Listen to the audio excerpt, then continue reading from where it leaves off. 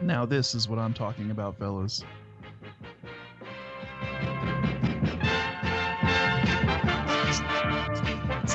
Up there, Mr. Baker. Oh yeah, this is cool. I like this, dude. I like this. It is. The ghost in chat says, "What a track." It gives me that nice kind of 70s intro music to a really, really high quality television show sort of feel. And of course, we're looking at the wonderful art of Scott Lopez, and I'm just wondering, is this some kind of detailed blueprint of the inside of one of Joe's cones? Is that what you think? I think it could be. It could be like they've got them under the electron microscope here, you know? Yeah. It could be. It could be, dude. We're looking down at the microscopular level here, you know? Yes, look at this. What are you doing wearing a traffic cone, Joe? Well, what I like. Ooh, we're back. We're back. Woo! The beauty, the intricacy of said traffic cone. Yes. Oh, it just does it. And again, I got to tell you, Kev, you kind of screwed up because I have an affinity for the wet floor cones. Well, how's this for a really bad pun, but it was a Freudian slip on your wet floor because obviously being a Scotsman, we have this affinity for the traffic cone, Joe. You know, we don't even hide it. One of our main monuments, a statue in the centre of Glasgow, it is adorned by a traffic cone 365 days a year. We don't even hide that we've got some weird kind of conspiracy going on in Glasgow, Joe. Who knew that cones would be such a prominent kind of feature on the weird weekend streams that we get up to here? How can you call them anything other than weekend weird or weird weekends when we talk about the most strange topics? And trust me, if you thought the traffic cones was weird, we're going to take it to a whole new level. In fact, maybe to a whole new altitude altogether. But before we get there, I want to thank everyone for tuning in tonight, this afternoon, this morning, wherever you are, you know. And tomorrow, get this, we're going to have Nano Girl on for a bonus stream. Is that the members only? It's members only chat. It was going to be a members only stream, but there's no way I can deny people a dose of Nano Girl. So we'll have members only chat. Nano Girl's excited. And of course, she's right there in California right now. And I know there's a lot going on there. I haven't looked at it very much. I haven't dug into it. I will do before speaking to Nano tomorrow. And that's going to be at 6 p.m. in the UK. And that works out as 1 p.m. on the East Coast and 10 a.m. on the West Coast. So I hope you can make it for that, some Nano Girl. And of course, if you want to support the stream as we go through the show tonight, various ways to do it. You can do the super chat. We can get Brian. We'll unleash him on the public one more time. Or you can become a member of the channel. Get us one member closer to that new emoji.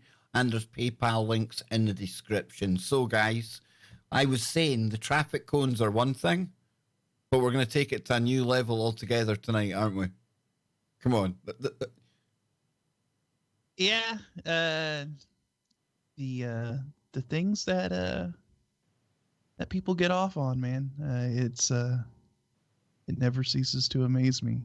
Same here. And I thought wrongly, stupidly, naively that the traffic cones might be the most bizarre sexual preference that we might come across on our wonderful journey that we're on here. What a weird journey we're on. But because today I was blown away. In fact, this is where we take it to the whole new altitude. A woman has been in a 5-year relationship with a Boeing 737-800. And not only that, boys, it's physical. Oh, yeah. Get physical. Now, on reading this headline today, my first thought, obviously, is how on earth's name do you get physical with an aircraft? Oh, well, first of all, she's German. And we have some German listeners, but I That know is good, yeah? they are quite freaky. Apparently, some go to the extreme. But what's the difference between that and other sex toy?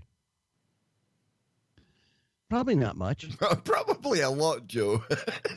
Other than, the shape and pretty much everything. Okay. Is it that phallic shape that's attracted her, do you think, Scott?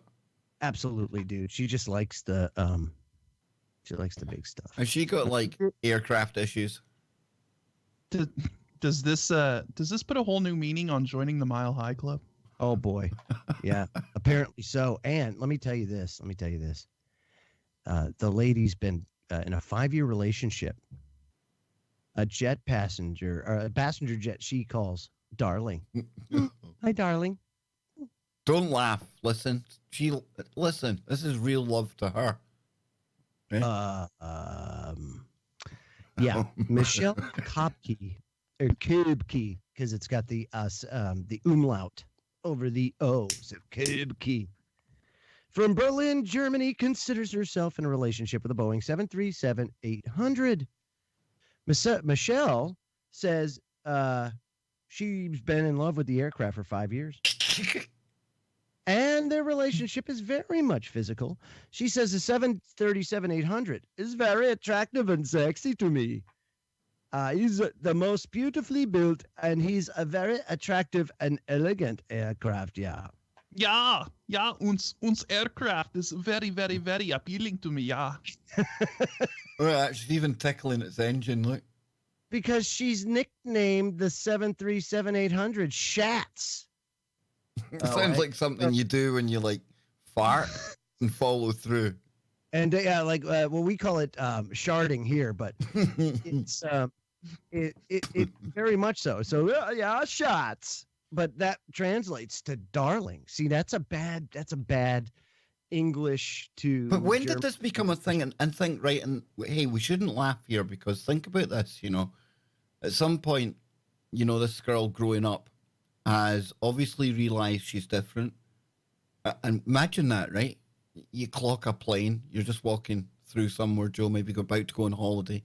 You look out the departure lounge window, and all of a sudden it dawns on you that you've got like sexual feelings towards this inanimate, this object, this vehicle. That must be like, dude. You see the plane slowly taxiing into the terminal, and then the hearts start like bubbling up from her head, and you hear that really romantic saxophone music start playing in the background, Barry White singing in the corner. Scroll down to the next Kev, because this is Michelle sometimes gets to fly in him. Now I want everybody to understand it's a literal plane here. And it says, but unlike regular relationships, Michelle's unable to spend quality time with her boyfriend, adding, a relationship with a plane is not easy at times. Always going away from home, so it is. Yeah. It's always traveling.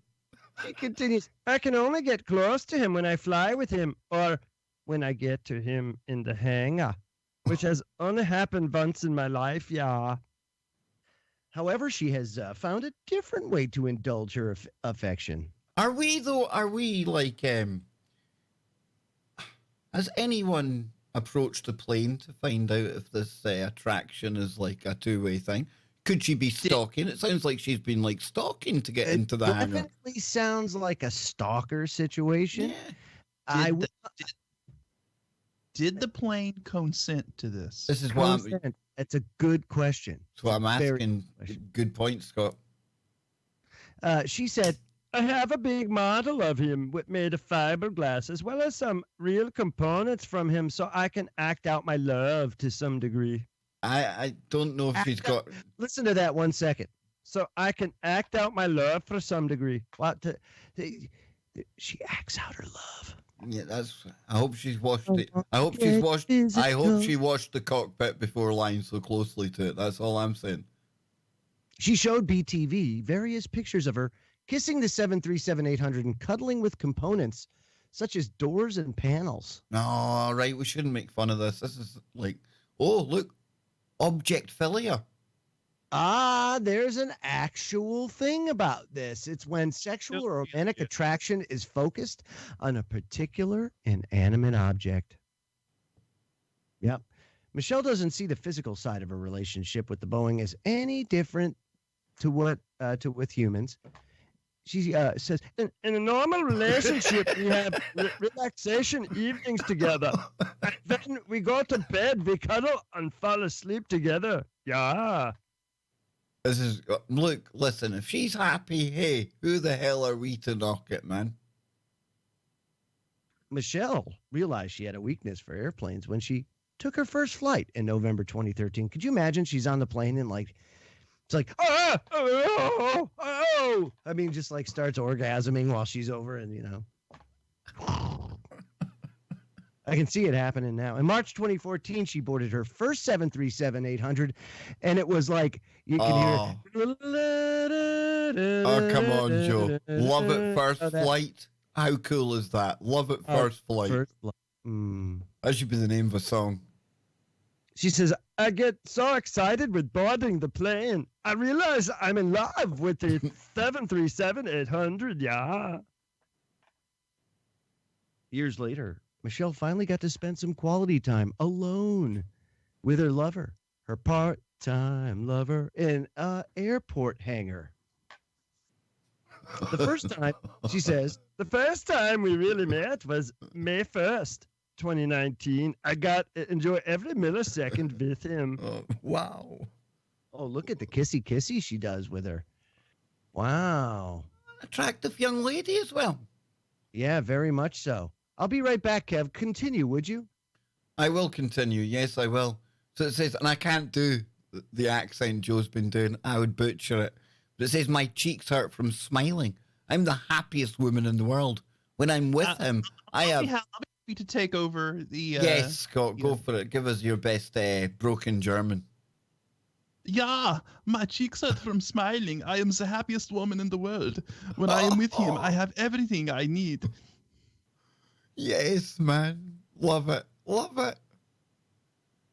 So it says here, what Michelle finds particularly irresistible about the 737-800 is its winglets. When I touch his wings, yeah, I immediately get sweaty palms and get excited. Oh, Scott, you should be in like... You should be in movies from like the bad guys back in the 40s. Seriously, dude, you've got that accent absolutely mastered, man. There's Germans out there wishing they could sound like that. So it says Michelle's ultimate dream is to be able to marry her darling. Now, normally, I would say that's ridiculous. But really, in a world of idiocracy, how long until you literally can, Scott? You can marry a plane. Because who are we to judge? And in the end of the day, all joking aside, listen, if she's happy, who are we to judge? It's weird to us. As long as she's not harming anybody, I guess it's fine. It could become an issue, though. It could become an issue if she decides to storm the cockpit and mount the flight controls.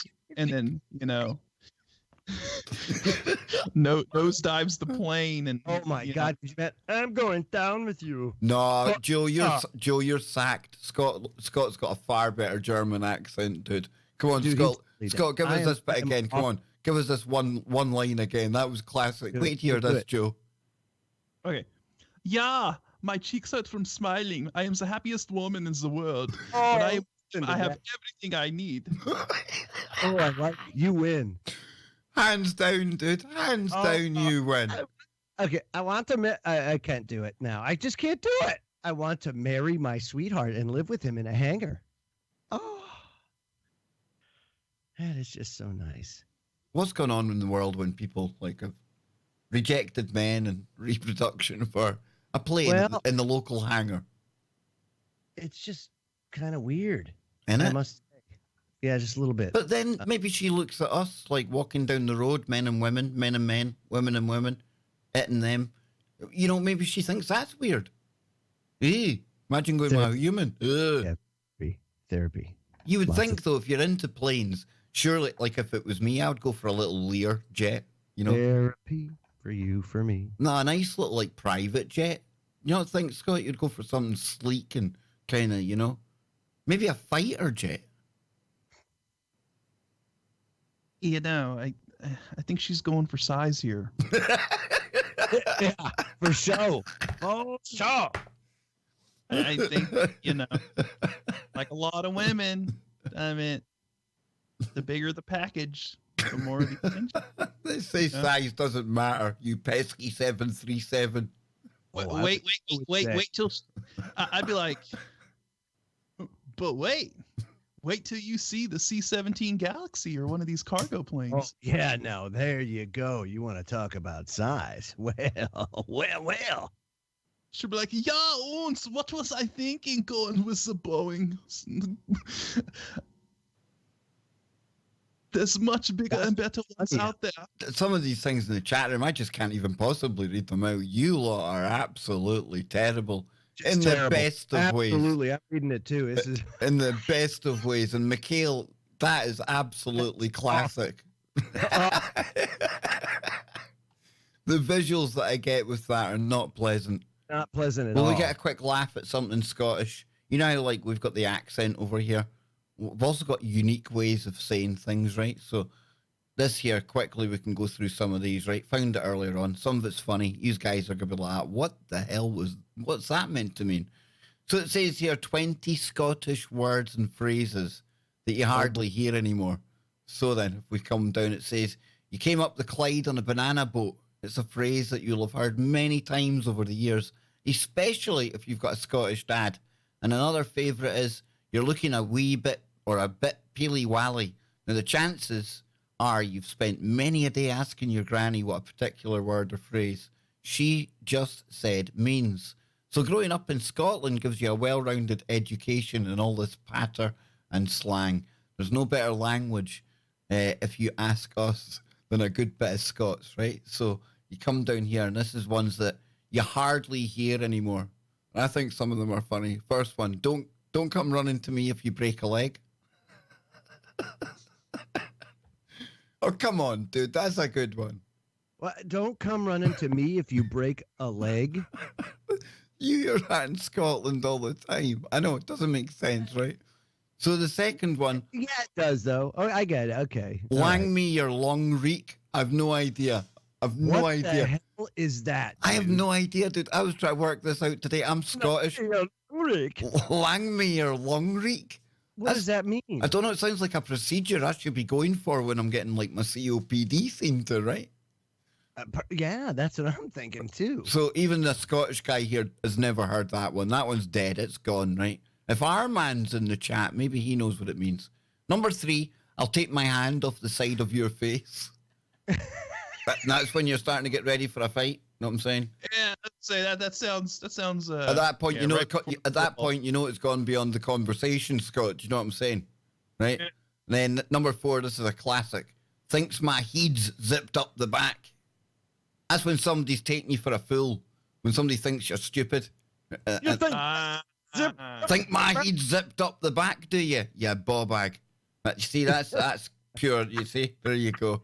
Right, that's one before I'm going to take the hand off the side of your face. That's where it's going. So number 5, close the door and keep the heat in.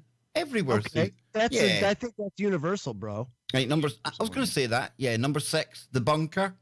Well, yeah, back to number 5. Here in America, you know, the standard thing is, you know, what, did you grow up in a barn? Yeah, yep, exactly. That kind of thing. We get that one universal too. Yeah.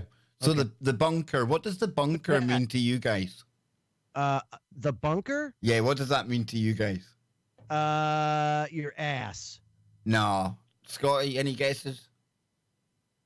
No, The bunker. That's where you would go out and get your coal from. That was your coal bunker. Right? Everyone used to have a coal bunker. You see? Really? Yeah. And then up to high dough, that's universal, I would think. Up to high dough. No. No, under pressure, stressed. No. Huh? I guess so. I guess if you say up to high dough, Now, that's probably, yeah. the next one, I've got no idea. Come on, Ben. No idea. Come on, Ben. Away with the fairies. That's pretty self-explanatory. You're a bit mad in the head. No, I'm not away with the fairies. Right, this is a good. Get me a 50p to put in the telly. See, Anne's laughing. See, she's only laughing at herself. Joe's thinking to himself, "What the hell's going on in Scotland over there?" Well, I'm still get me a p to put in the telly. 50p. Yeah. You guys had coin slotted televisions? No, but electricity meter. No, electricity meters used to take 50 pence pieces. Oh, I see. See, it's different here because you guys all had you guys have all the you But pay no, it. no, but here, go one further from that, Joe. Literally, there was 50p machines on the back of the telly. Like if you were hire purchasing something and you would need to put money in it, they would come and collect the money every week and that would pay for it. Oh, wow. Yeah, dude. That wasn't even all that long ago, man. Right? So, what are you doing then? You were almost on camera there. People might think you're real. So, number 11, you think I came up the Clyde on a banana boat? That Aye. I've heard that before. Yeah, you think I'm stupid. So, number 12, just dreepy it. Never heard of it. What is it? Just Fling dreepy it over. Aye, it's like when you, like, see if you were going over a wall, and you had to hang down the other side. Yeah. That's you dreeping it. See? Number... It's not just hanging off the wall. It's See, we've got our own language here, dude. That's what it is. dreeping it. Dreeping it. So number 13, you're looking a bit peely-wally. I think everyone uses that. 14, if your pal's ma told you to jump in the Clyde, would you do that too? It's like, if your buddy told you to jump off the bridge. Okay, gotcha. Hold your horses. Hold your horses. Yeah. Pin your lugs back. And sitting pissing herself here, man. Oos. Do you guys get oos? Oh, so that's like use? No. Oos on your clothes. Like the little... The fuck is oos? See, like the little balls you get sometimes on your clothes. Little bits of dust. Like and... lint balls. There you go, yeah. ball. Oos. Oos. Okay. Just, come on, boys. Hunkers. Never. Don't know. Down on your kind of haunches, like squatting. Okay. All right. Okay. Put the big light on.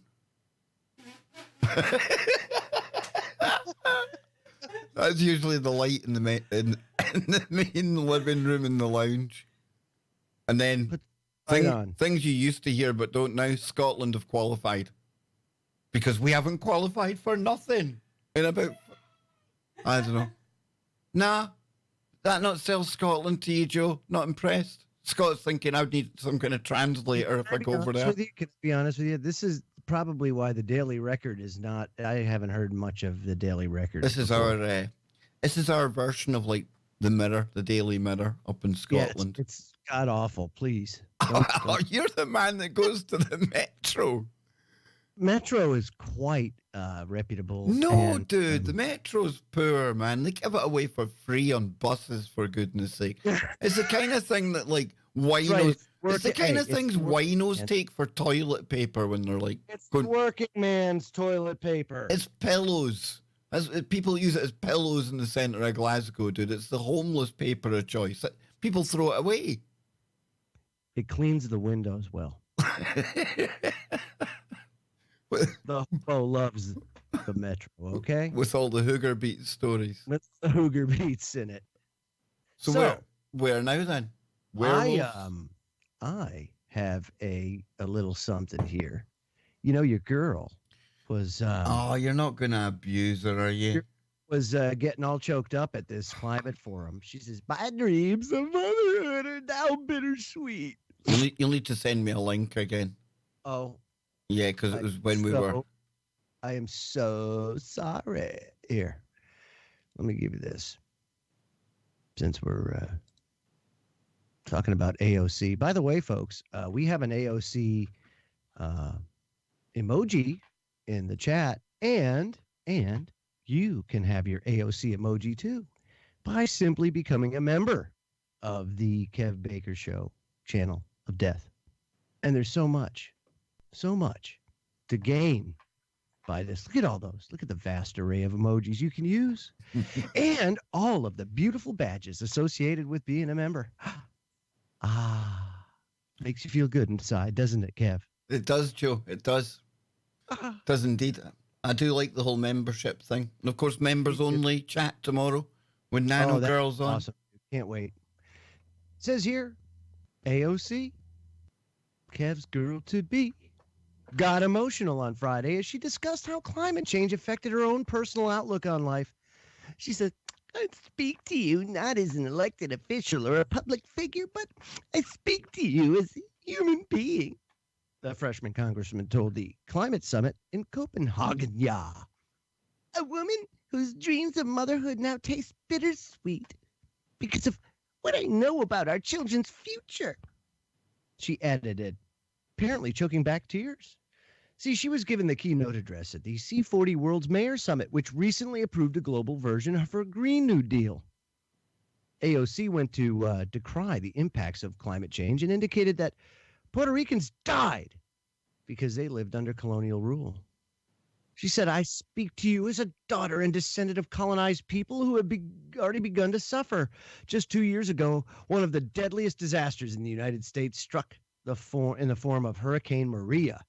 The climate change-powered storm killed over 3,000 Puerto Rican American citizens. My own grandfather died in the aftermath, all because they were living under colonial rule, which contributed to the dire conditions and lack of recovery. Now, that's interesting because I don't know if you know about this, Kev, but Puerto Rico is a commonwealth of the United States. And they've been wishy-washy about being a state, but it has been neglected horribly. And Puerto Rico's in rough shape. So up here in the northeast, I also have to point out, though, I mean, because I have extended family out in Puerto Rico. Right. My grandmother's Puerto Rican, all this stuff. The amount of corruption in Puerto Rico, unbelievable, with their government and the local officials, everybody from the top on down is corrupt. It is super corrupt. My grandpa was telling me all kinds of horror stories. I remember about corrupt government officials and just the way it's run down there. So, and very violent too. There's a lot of violence down there. It's gotten better. It got better until recently, but I spent a lot of time down there in Rosie Roads, and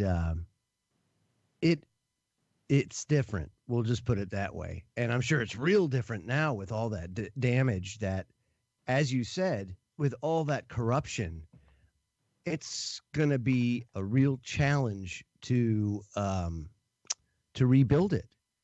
And so she talks about, being colonized. Well, in a way that's true because they never were granted statehood.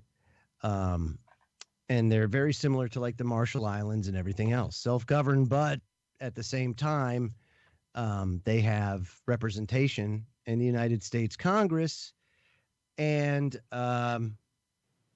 they also get funding, but not nearly enough, certainly not at state level, so it's an interesting dynamic, and I don't know if there's a real way to how I don't know what the solution is, but certainly not global warming and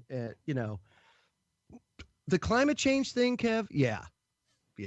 It's certainly happening only because it's earth changes, it's cosmic, it's everything. It's not poop. Yeah, but this is like MK climate change, dude. This is like a really, really hard line kind of.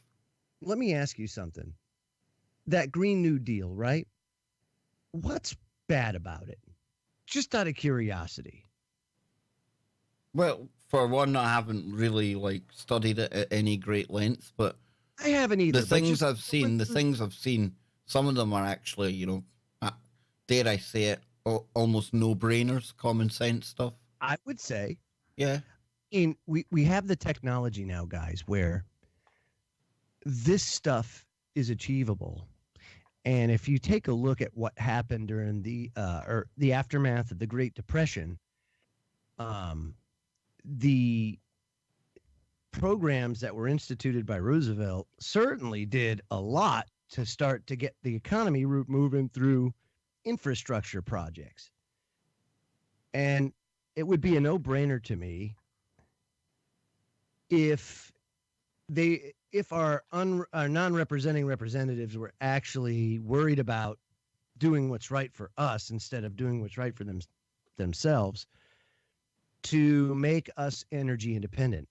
And that's part of that Green New Deal, let's do that. Now, there's other technologies too that have shown promise. There's this thing that I know Google was testing out, and it's a box. And the box is fed natural gas. And it reacts with this sand that's in it and creates and generates this electricity. I don't know how it works. I can't remember because it's been a couple of years now. But this box that ends up being about, to power a house, probably about 2 feet by 2 feet, basically makes people energy independent. This thing takes so little natural gas, yet can power a whole home. It reminds me of T. Henry Murray's box that pulled energy from the vacuum and could allegedly, and people observed this, generate 50,000 watts or 50 kilowatts with no cord attached or anything. Just pulling energy from the vacuum. And you see, with our electronics today, we would need some kind of actually down converter, like big protection on our homes, because of all like the devices, the gadgets, that kind of power that you're talking about that's available, Joe, that's out there, the free energy. It's so much power. It's an overabundance, do you know what I mean? They say it's a sea of energy. Yeah, big time. But that we're awash in it. It isn't, isn't that the universe? Exactly. Yeah. Everything's energy. Yeah, exactly. Just in a different vibration. We're just energy. It's crazy. It's amazing when you look at it that way, Yep. Instead of the traditional, solid liquid gas that you're taught, look at it from a quantum side, when you go way past that and you start going at the microscopic, the nanoscopic, and even smaller levels, that's where you start to see the fascinating stuff, about that, about how we are energy and what that really means. And then you start looking at how past generations, and I mean generations from a long time ago, were building things with energy, with vibration, with frequency instead of, like physical labor.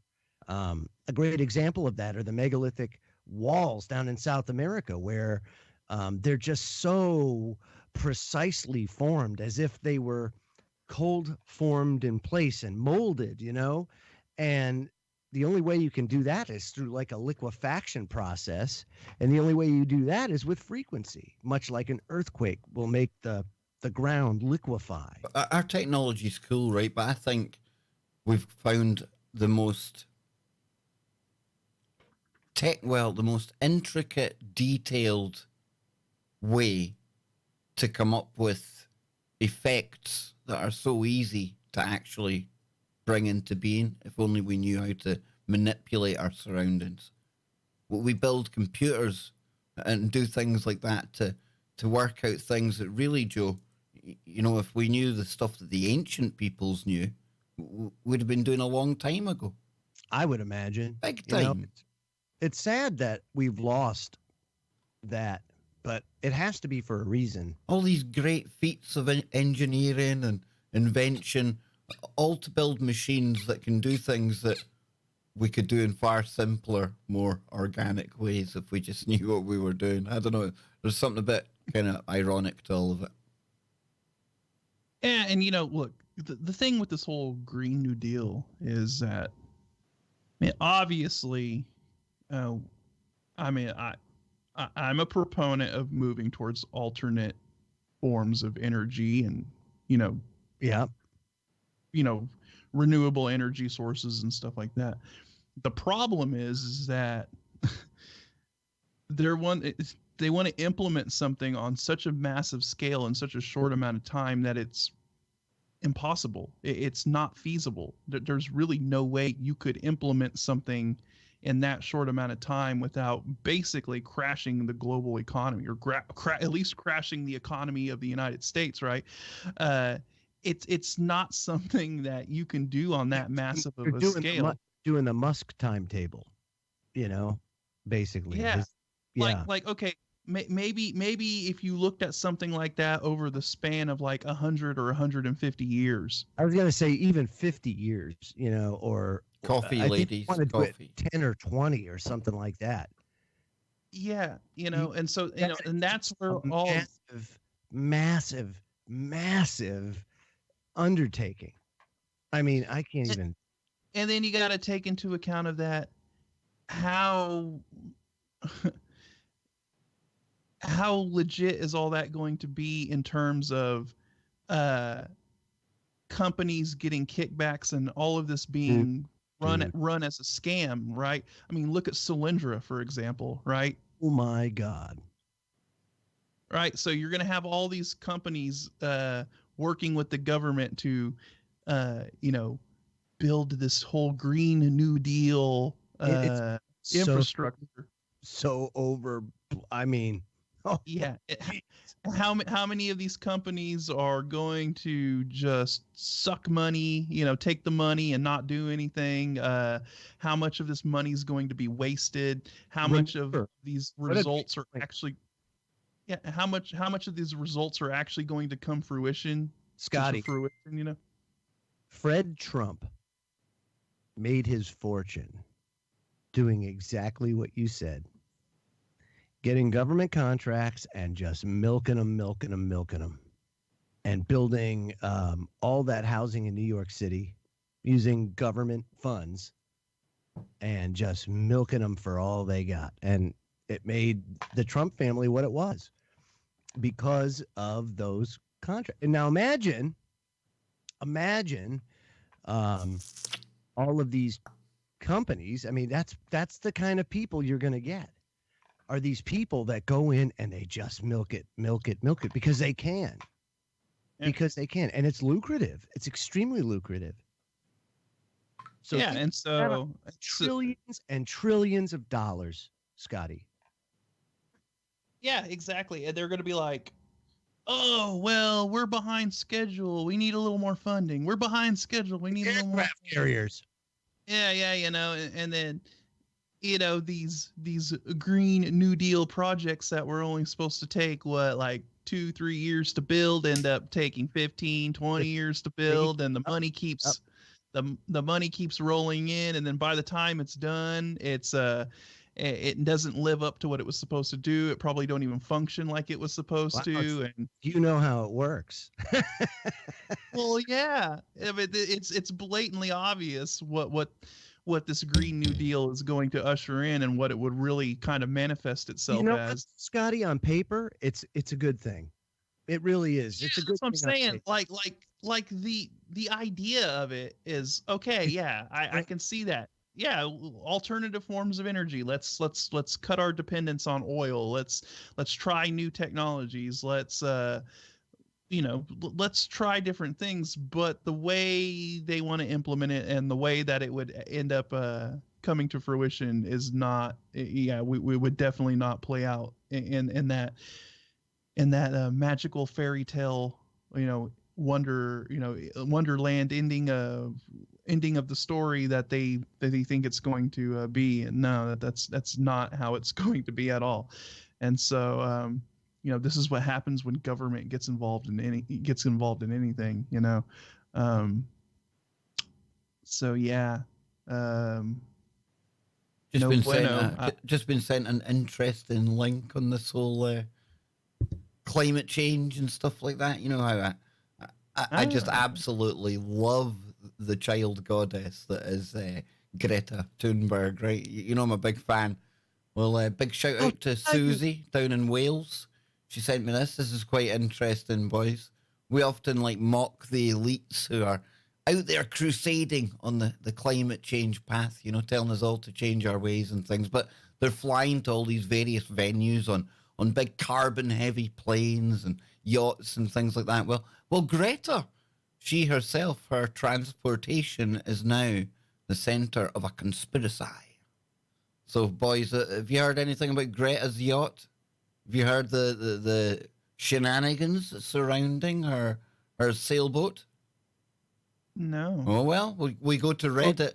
We go to Reddit where we must give the caveat and the kind of disclaimer. Who knows what's real? But check this out. The real name of Greta Thunberg's sailboat is Edmund de Rothschild. Ooga booga booga booga.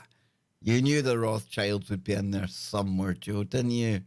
So it says here, they're always in there somewhere. Yes, the Greta Thunberg campaign to stop climate change is one of the most astroturfed, shelled media events in recent memory. Agreed.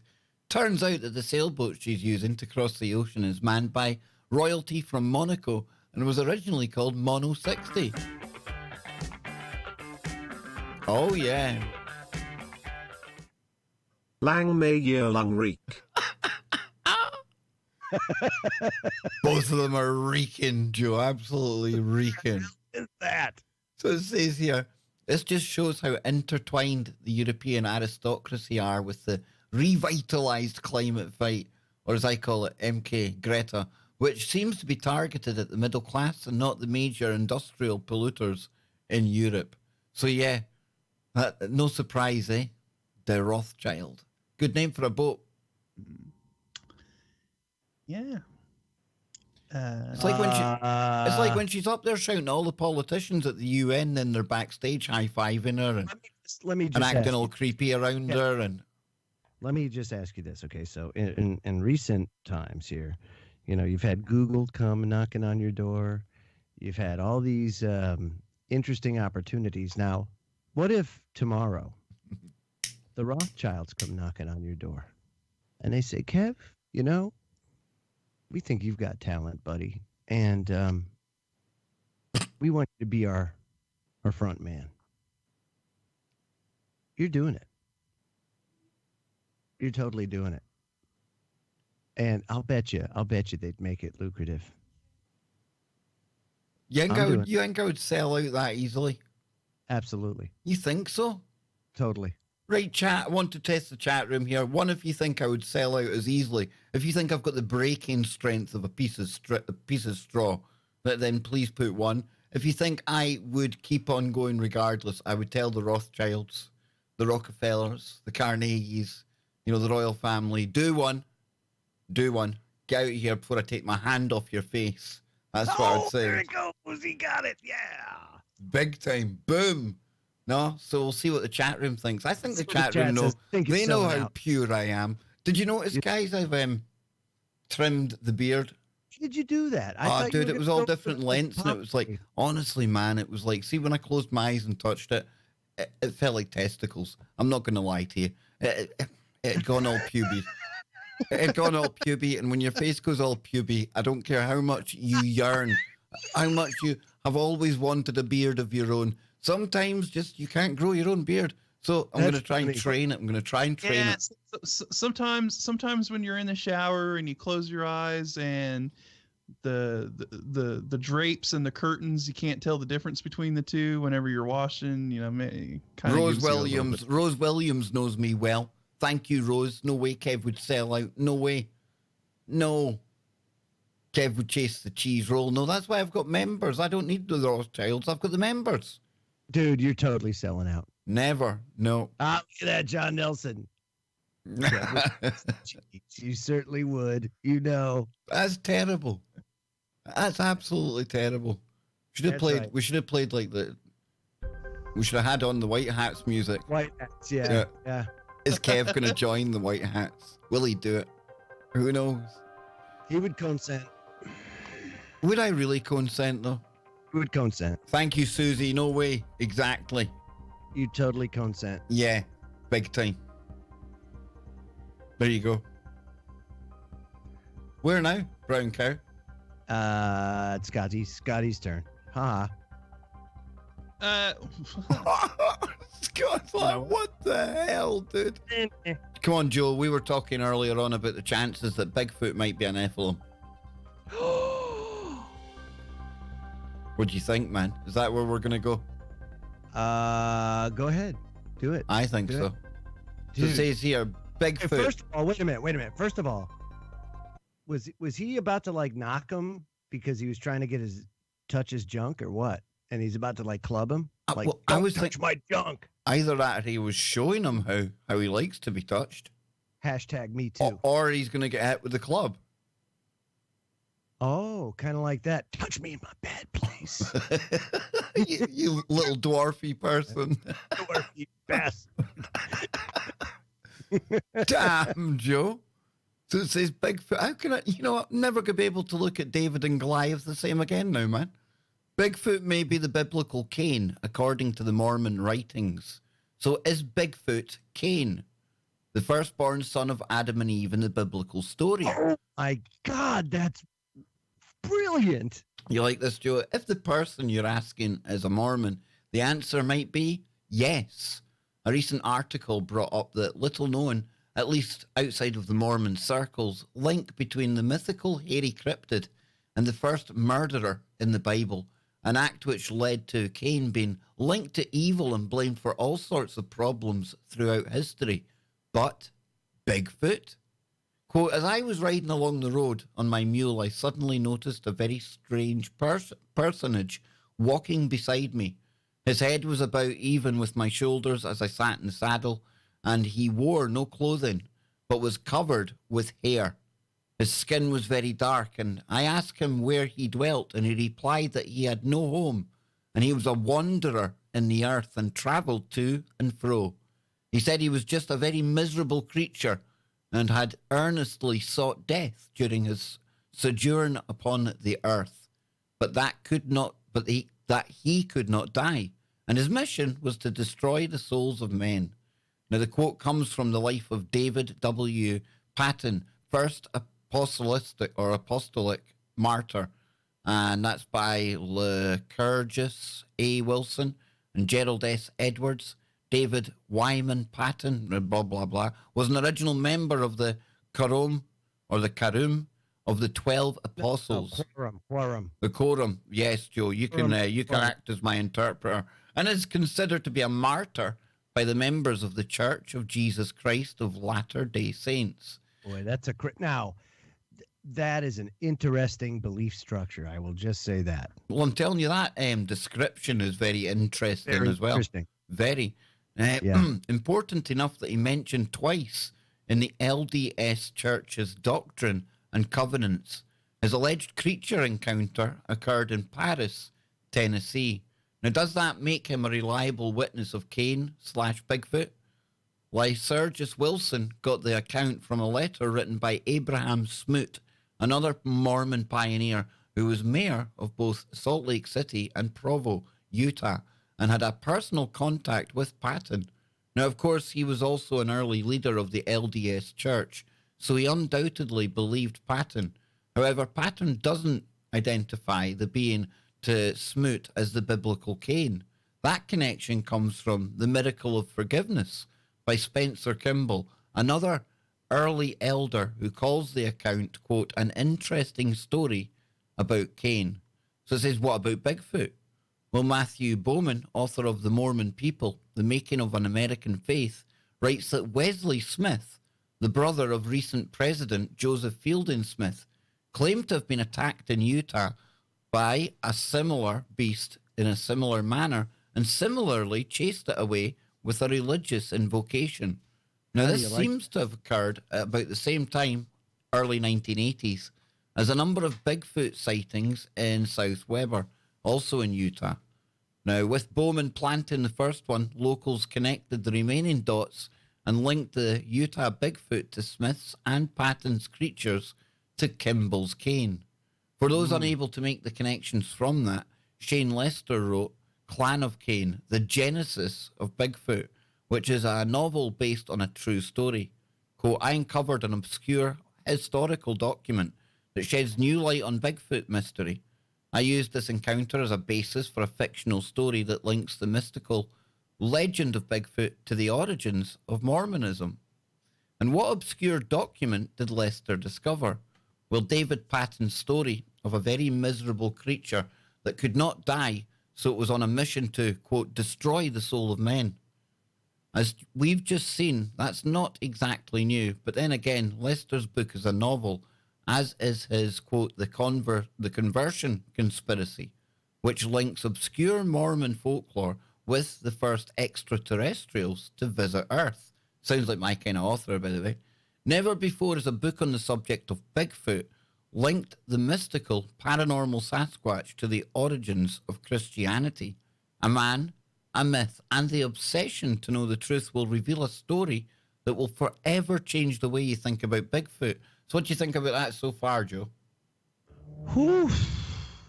It's heavy, but boy, oh boy, think about that just for a second. You know, think about what Cain did, and I could totally see that thing play out where he's kind of cursed to roam the earth, you know, and just, oh man, Quite weird, huh? yeah. I mean, that's a. I guess if that any- would explain why you don't find Bigfoot remains. It would explain why if you people have can't tried to stop, shoot. right? You can't die. You know, people have shot at Bigfoot and he doesn't die. You know, so he's obviously some kind of a supernatural Fantastic creature. story. And here's the other thing too, Scotty. The Book of Adam and Eve kind of gets into how Adam and Eve were just so devastated that they kept committing suicide. They would be so heartbroken, it would literally kill them. And God had to raise them up time and time and time and time again as it kept happening. And that's what made me think of it. It was like, holy moly. I mean, this has kind of happened before, but I could totally see that, you know, okay, Cain, you know, not only did you lie about it, but, you know, you did the dirty deed. And, you know, I could totally see him or that And if he's happening. if and- he's on a mission, yeah. a mission to take the souls of men, would that maybe explain some of the missing people in the forests? Oh, dude. The Mormon, Bigfoot, and 411. Man, we're on to something. Man, I know. Oh, You wow. go wander. Heavy. You go wander. Yeah, you go wandering in the forest, and Cain's like, "Hey, what's up?"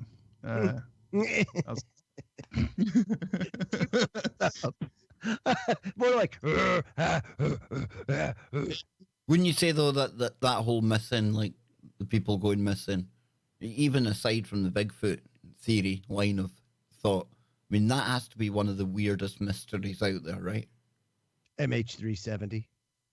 Yeah, that's a doozy. Cain did it. With a slingshot. No, I think you know what I think our lovely German woman at the beginning of the broadcast. I think That could be too. she was. She could have. She could I have think actually. she was on board. He eloped. Yeah, I think she was on board. She bum rushed the cockpit. Killed everybody and took it. That flight stick looked extremely appealing to her, and next thing you know, down we go. So when she's at home feeling lonely, does she like put on some of like our intro music and play Flight Simulator? Do you think that's Could. like her version of like an X-rated site? God, I mean, probably, dude. Taken to the Aero porn. taken to the cockpit, you know. Oh, Yeah. indeed. Suits you, sir. Her Avitar or something or other, like Damn. aviation. Yes, when the plane starts, when she starts boarding the plane, they come over the intercom with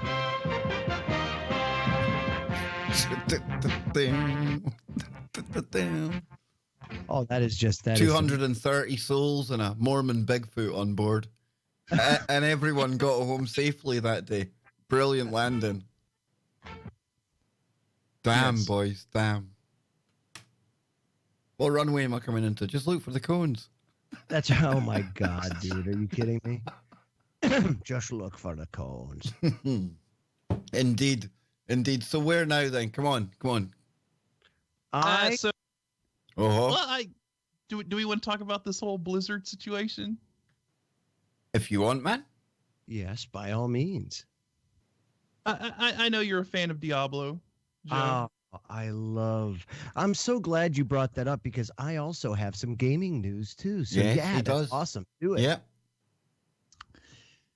So, EA Games, usually they get the rap for being the most scumbag company on the face of the planet. Yeah. But it looks like Blizzard has stepped up and said, "Hey, hold my Chinese flag." Are you serious? What happened? Well, there was a pro gamer who plays an online card game called Hearthstone. Okay. Kind of like I would say it's something similar in the vein of like Magic the Gathering, something like that. But he got banned for a year for playing competitive esports. Blizzard banned him because he expressed pro Hong Kong sentiment during the live stream. And that has affected a lot of people across a wide swath. I'm glad you brought that up because that's not the first time I've heard about people getting like, for example, the NBA right now. Yes. A lot of their stuff has gotten cut in China, their coverage and everything else because of the pro Hong Kong comments that came out of the NBA. Now, see, this has sparked quite an interesting conversation, and actually South Park did an absolutely brilliant episode on it, pointing to showing that these American companies are capitulating to an authoritarian communist regime, and they are censoring people in order not to offend the glorious People's Republic. Chi-Com. Yes, the Chi-Coms. and so then it points to, where do these companies' allegiances really lie? Wow. Right? Yeah. It's a And good question. And obviously these companies are more interested in making money and getting, moving in and getting that Chinese market, than they are into upholding the principles of free speech. And hence the reason why I asked the question about Kev selling out. Because this is a great example of just how easy it is to get people to sell out. And soon after this happened, Scotty, if you remember, a bunch of people issued apologies and everything like that. A lot of these NBA stars, oh, we don't mean to offend the great People's Republic of blah, blah, blah, blah, blah. And it was why? Because what? Because the money. Because cutting off that market is a big chunk of revenue, Yes. So then it's the question of, where do your principles lie? Do you have principles? Legalese, right? This is now on the United States side. This is what makes this so interesting. And I'm going to explain it to you folks because it's, I think, an unintended consequence, or maybe it wasn't, of the 2010 Supreme Court Citizens United decision. Now, in that decision, it was decided that people are corporations and corporations are people. Therefore, and the Citizens United decision was centered around political donations.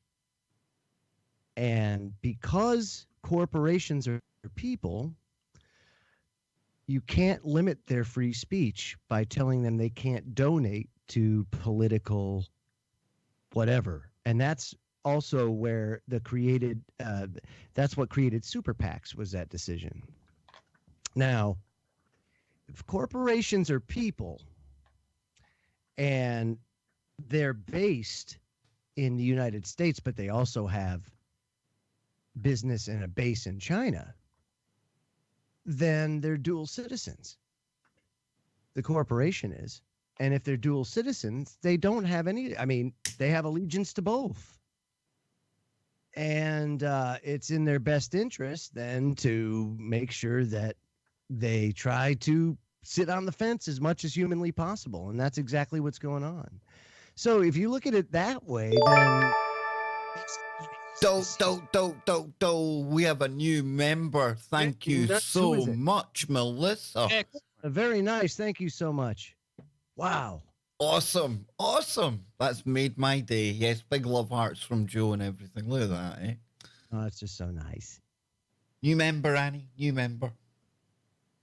Yes, indeedy.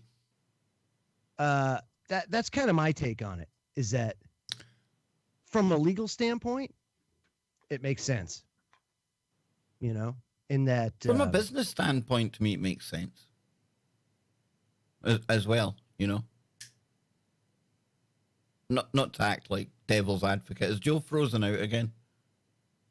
He has. He's frozen out. Scott, are you still there? Have I been left on my own here? No, I'm here. There he is. Here he comes. Yeah, Crash Gordon, because that's what happened. It's okay. I'll bet you's back in. You've have done that musical chair thing again. Wasn't my fault. It's okay. You know, it's okay. Sorry, Scotty. You got excited because we got a new member. I understand that. So did I. It's all good. I have to admit. Yeah. I might have gotten a little rambunctious. I apologize. Melissa, welcome to the maddest family on YouTube. Yes, indeedy. Very cool. So, where were we before your computer farted out of this dimension? The whole people are corporations and corporations are people. And because of that, their allegiance, they have no allegiance, Now we can't hear Joe. Uh-oh. Apparently his microphone has there he is. No. Gone again. Hey, ow. And it's gone again. Yes, let's get some music on until he gets it back. We'll get some... Come on, Joe. We need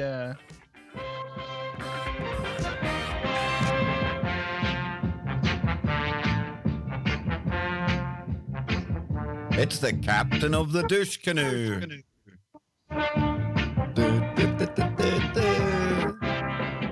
No. No. There we go. Am I there? There we go. Kind of shitty, but... Yes? Yes, you're good, man. You're good to go. Okay, well, there we are. No, so there you go. I'm not going to move. It's because you're talking about China. And of course, and then of course my made in China equipment just started blowing up. Yeah. It's because the Chi-Coms go and put their chips in there, and then at the drop of a hat, oh, that Joe Joseph, he talked bad. Go, press the button. Brent Thomas in the chat room. Yes, indeed. The paranormal portal. I always picture it like the Stargate going off when Brent comes in. Whoosh, he just walks out of it, and there he is in our chat room. Yes, indeed. Where now, boys? We've got about 20 minutes left. We've got werewolves up here. We've got. So you were talking about gaming. We were. That's right. We were. So futurrhythmic.com put something out a little bit ago over the summertime, but not too long ago. 5G and edge cloud will transform the world of gaming. It says, imagine $1 million sports business, a global audience of over 300 million fans, and no ball, stadium, or field. Welcome to the world of esports, competitive online gaming where a millisecond of a lag could separate winners from losers. In 2015, a professional Dota 2 team from South Korea spent more than $13,000 to fly to Singapore to reduce their lag by 1/10 of a second. Suffice it to say, in the world of esports, high-speed connectivity matters. Can I just point out, though, that if any of them were to go up against remember Deep Blue or AlphaGo, remember that one that was, they had one that played Dota. Remember the one that played Dota as well? Yep. Even the best of these esports characters, and don't get me wrong, I'm not knocking them.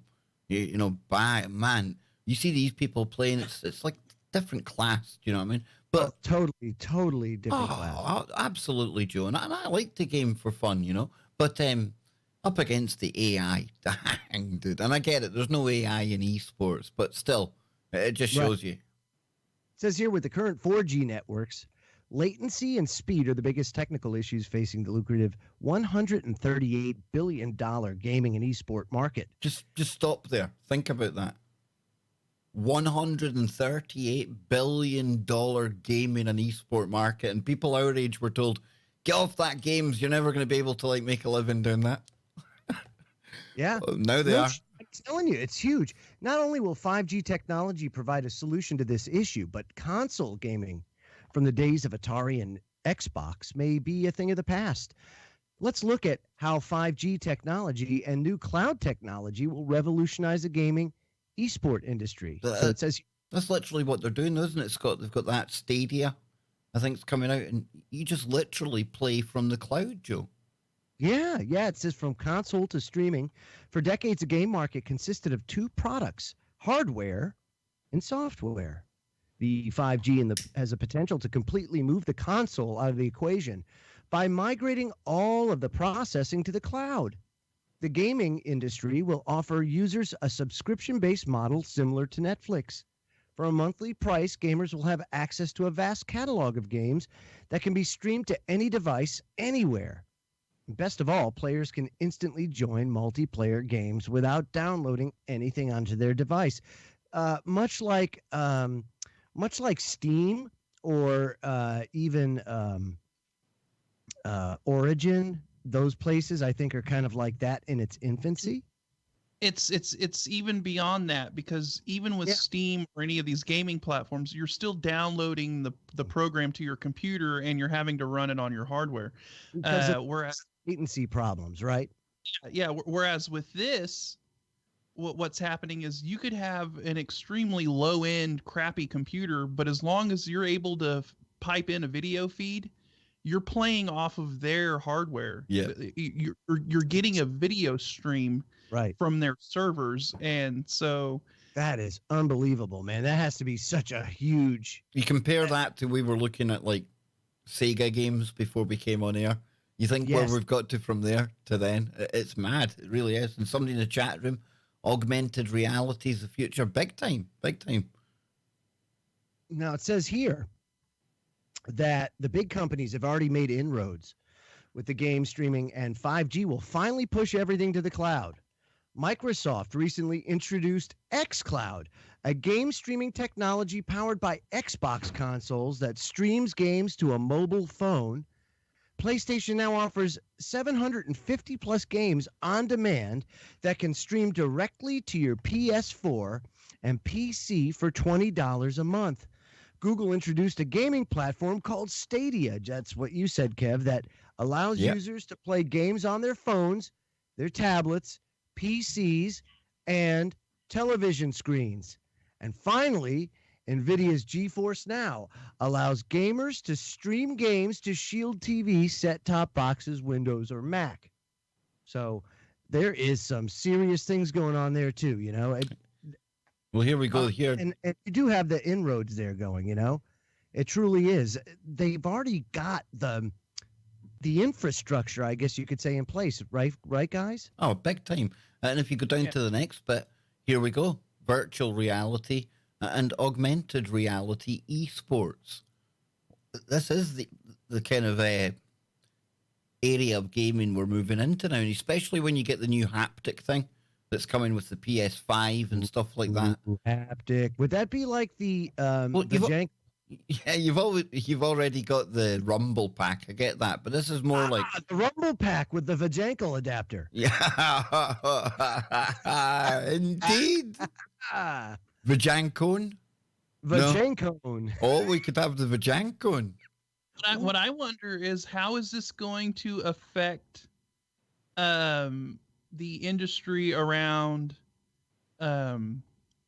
graphics card developers and the whole industry around people building gaming PCs or buying gaming PCs or even buying pre-built gaming PCs? Because now that's kind of irrelevant, right? All you have to have is a smart TV, and you just get your subscription to Stadia, and you can play any AAA game, and you don't even have to have a PC to run it. You don't have to have any kind of hardware to run any of this. So I wonder how that is going to end up affecting that whole market. Like, I think you'll still have, like people like us, we'll still have our PCs.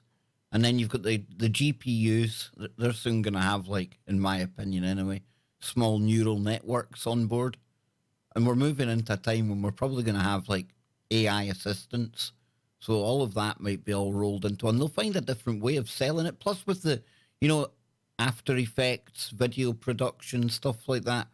I think, there'll still be a market. Yeah, there'll still be a market there for that. But definite. Yeah, quite interesting. Quite interesting the way things are heading right now. Yeah, now it goes on. It continues, and this is crazy. It says, much like Adobe and Microsoft have migrated their software to cloud-based subscriptions, gaming as a service through 5G and new edge technology, cloud technology, will revolutionize the esport industry. Most cloud-based gaming networks currently rely on centralized architecture that's unable to support the ultra-low latency and throughput demanded by 5G gaming. Edge cloud technology places computing resources where the traffic is on the edge of the network. Not only does this offer flexibility to 5G online gaming, but it also opens up new VR and AR opportunities to the global competitive esports industry. For a typical mobile game, a latency of 100 milliseconds or less can create a favorable gaming experience. But VR and AR requires latency less than 20 milliseconds. And if any lag is perceived, gamers may experience nausea with VR and AR environments. Could you imagine, like, you're playing a game, an esport game, and that latency actually makes you sick? I remember, because whenever you're wearing VR or whatever, you feel like you're there, right? And so whenever you're moving your head, you expect the environment around you to move instantaneously. But if there's a lag or there's a latency, so when you move your head and then the room ends up moving just a little bit later, that causes that throws your equilibrium off, and it causes basically like vertigo and nausea. So that edge computing, it's great for the gaming, like we're hearing here. But this is all your Internet of Things stuff as well, because it goes through the data before it gets sent to the cloud, as opposed to all of that data that's gathering all going to the cloud. It already kind of looks for the important stuff. It knows what to pick out, what not to, and that cuts down on the amount of traffic it's putting out there. It's pretty amazing. It's like AI in itself, Pretty cool. But of course, it's all about getting the data back. And yeah, good for gaming, but the Internet of Things is so much more than gaming and streaming movies. Yeah, big time. And who's pretty much cornered the market on all the VR stuff? That's Facebook, right? They're the ones developing, that put all the money into Oculus and bought them and all of that. So, yeah, that's where we're heading. So yeah, Kev, I don't know, man. it's wild. The Stadia thing that Google's going to be introducing, and all of these streaming gaming. I guess that wouldn't that also kind of prevent piracy of games? Because then you don't have physical copies or data anymore to copy over. You just have a stream coming in, and you can't really do anything with just a stream coming in. So pretty much, dude. Then what happens to your gaming stores? The ones that sell games, you know what I mean? They're going to be struggling.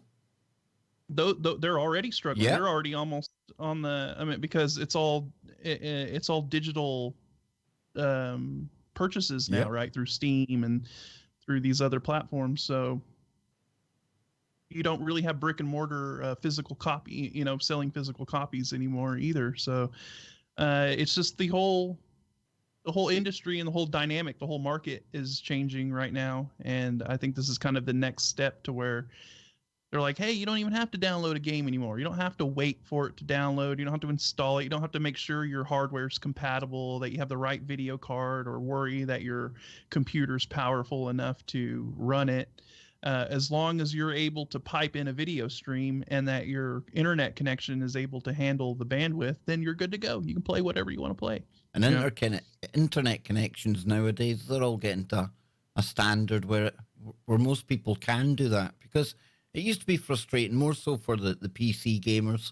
You'd have to have a very kind of top-end rig to be able to play games the way they're meant to be played. And that, I always felt that was quite unfair, because it doesn't really allow everyone to enjoy the game that way. You're kind of priced out of it. But this here, from a gaming point of view, Scott, some people are probably like old school gamers. They'll probably be against it, I would imagine, just because, you're not getting your hands on a physical game anymore.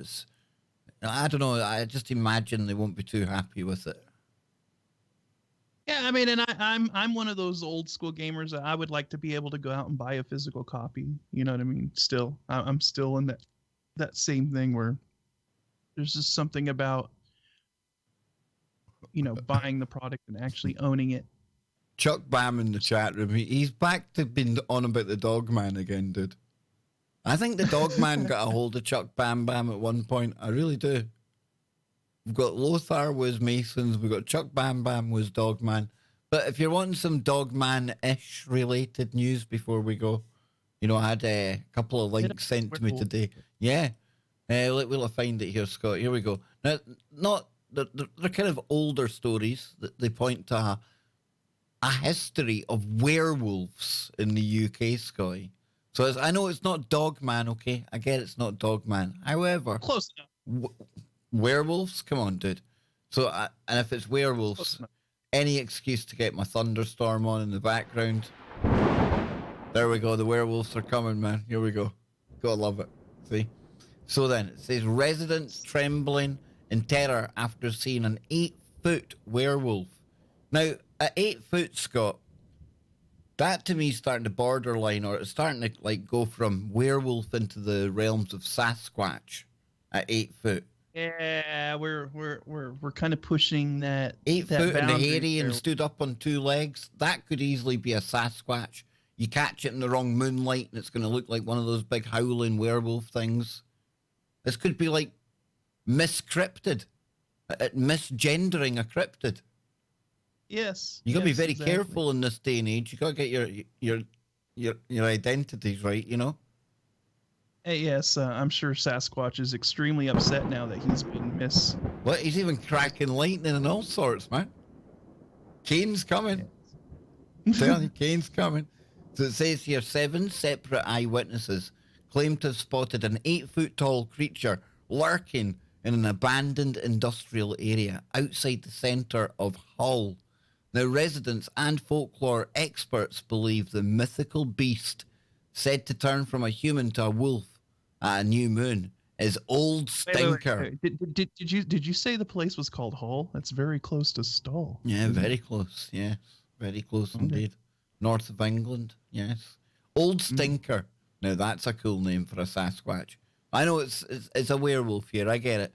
According to a centuries-old legend, the foul-breathed creature prowls the Yorkshire wolds. But locals fear it may now have decided to claim the overgrown area as its turf. Now, the lonely banks of Barmston Drain, a water channel built in 1798 to dry out salt marshes, were where the creature was first spotted before Christmas. And one woman claims to have seen it turn from a man to a beast as she stood quaking on a bridge above. She said it stood upright one moment, the next it was down on all fours, running like a dog. I was terrified. Now, why would you make that up? That's why I have to ask, why would anyone make that up? It bounded along on all fours, then stopped and reared up on its back legs before running down the embankment towards the water. It vaulted 30 foot over the other side and vanished up the embankment and over a wall into some allotments. Now, a couple saw something tall and hairy. Again, both werewolf and Sasquatch, eating a German shepherd dog next to the drain.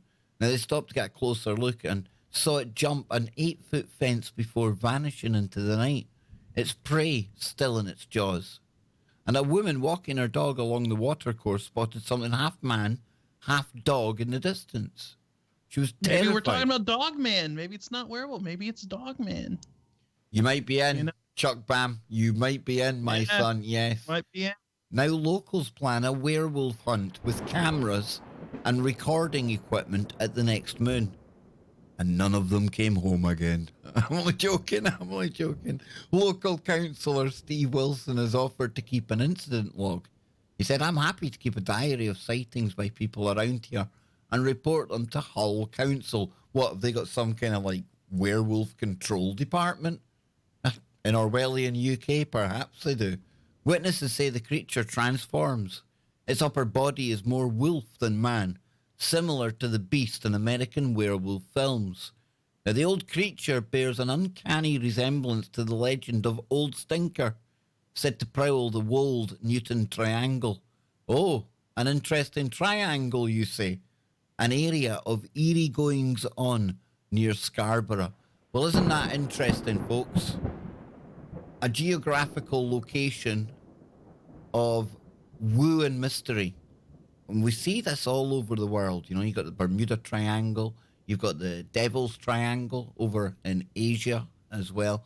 And now we've got this other triangle. Now, I don't know if it's a convergence of ley lines. I don't know if it's just, you know, the stuff of exaggerated folklore. I don't know, Scott, but these triangles, something energetic about that, right?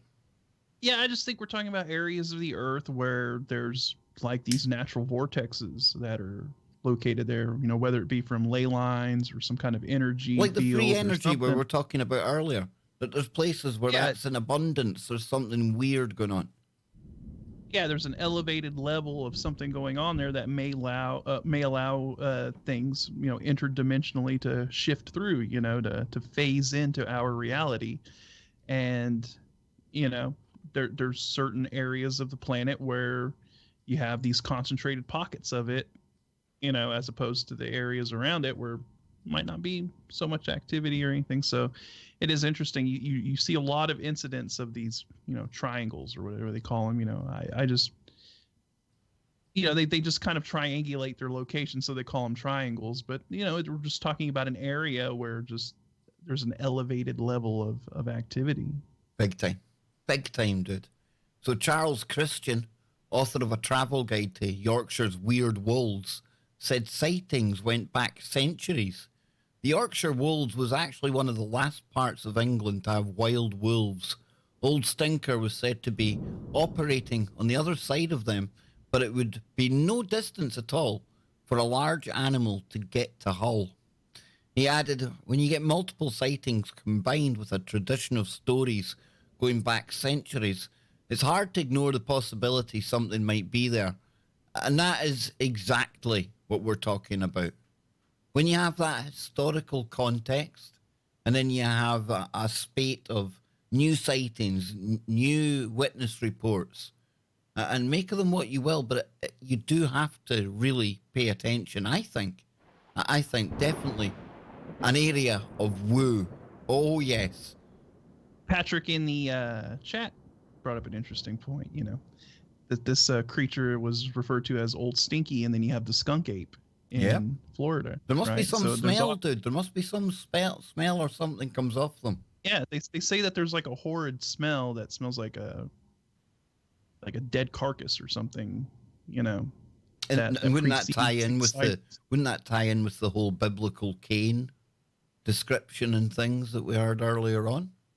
A creature, you know, condemned to walk the earth. Weird.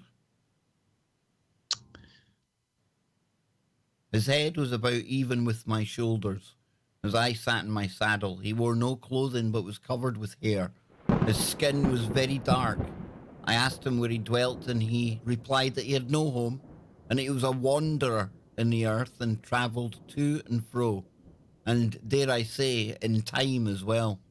He said he was a very miserable creature that had earnestly sought death during his sojourn upon the earth, but he could not die, and his mission was to destroy the souls of men, and his farts were stinking.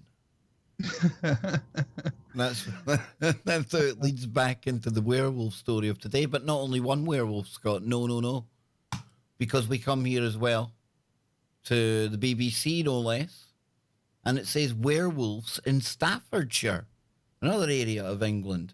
Now, if you're a fan of horror films, you'll know a werewolf is a person who changes into a wolf-like creature. So a wolf-like creature, swap that for dogman, because that's like, you know, a wolf-like, dog-like, definitely, when the moon is full.